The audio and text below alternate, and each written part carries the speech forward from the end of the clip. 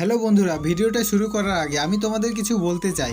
তোমরা সবাই জানো পাকিস্তানের সাথে যুদ্ধ শুরু হয়ে গেছে। তোমরা অনেকে প্রধানমন্ত্রীকে বলছিলে কি করছে, যুদ্ধ শুরু হচ্ছে না কেন। এমনকি এটা নিয়ে আমাদের প্রধানমন্ত্রীকে অনেকে সোশ্যাল মিডিয়ায় গালিগালাজও করেছে। এটার মানে আমি বলছি না যে যুদ্ধ না হোক, যেটা হবার সেটা তো হবেই, কিন্তু তোমরা জানো যুদ্ধ হলে দেশের কতটা ক্ষতি হয়। আমাদের তো কিছু হবে না, আমরা বাড়িতে বসে বসে টিভি বা মোবাইলে যুদ্ধ দেখবো, কিন্তু কত মা বাবারা তাদের নিজের ছেলেকে হারাবে, কত বাচ্চারা তাদের বাবাকে হারাবে, কত বউ তাদের স্বামীকে হারাবে, জিনিসপত্রের দাম বাড়বে। সেগুলো কথা মাথায় রেখে আমাদের সবাইকে এক হতে হবে। না কি শুধু সোশ্যাল মিডিয়াতে ভিডিও ছাড়লেই হবে, না কি টিএমসি বিজেপি বলে জাতির ভেদাভেদ করতে হবে। এটা মনে রেখো সবাই, সবার আগে আমরা ভারতীয়, তারপর হিন্দু মুসলিম। তো যাই হোক, যারা বুঝার ঠিক বুঝবে, অনেকে আবার আমাকে কমেন্টে বকাও দিবে।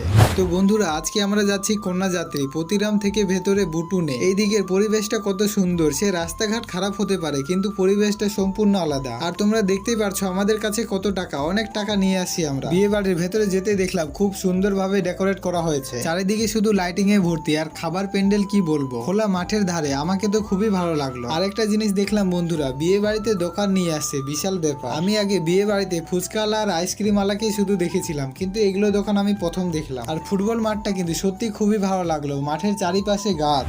তারপর সন্ধ্যার দিকে শুরু হলো আদিবাসী নাচ। আমরা তো নাচ করতে পারি না, তাই দাঁড়িয়ে দাঁড়িয়ে তাদের নাচ দেখছিলাম। তারপর খাওয়া দাওয়া করে আবার রাতেই বাড়ি চলে আসলাম।